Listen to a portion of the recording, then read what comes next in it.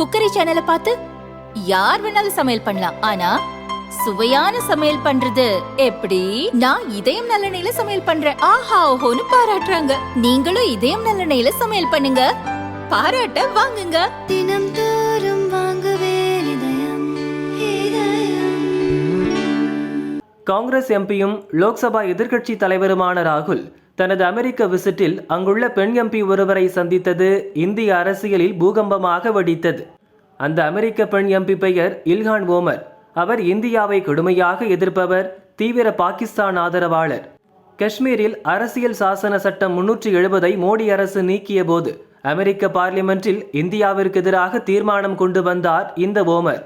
2022இல் பாகிஸ்தான் சென்று அப்போதைய பிரதமர் இம்ரான்கானை சந்தித்தார். பின் பாகிஸ்தான் அபகரித்த காஷ்மீருக்கும் சென்றார். அதை இந்தியா கடுமையாக கண்டித்தது.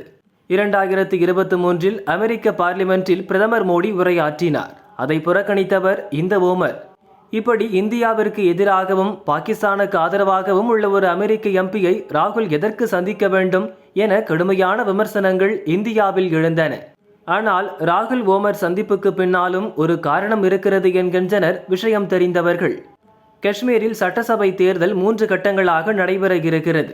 இங்கு ஃபரூக் அப்துல்லாவின் தேசிய மாநாட்டு கட்சியுடன் காங்கிரஸ் கூட்டணி அமைத்து போட்டியிடுகிறது.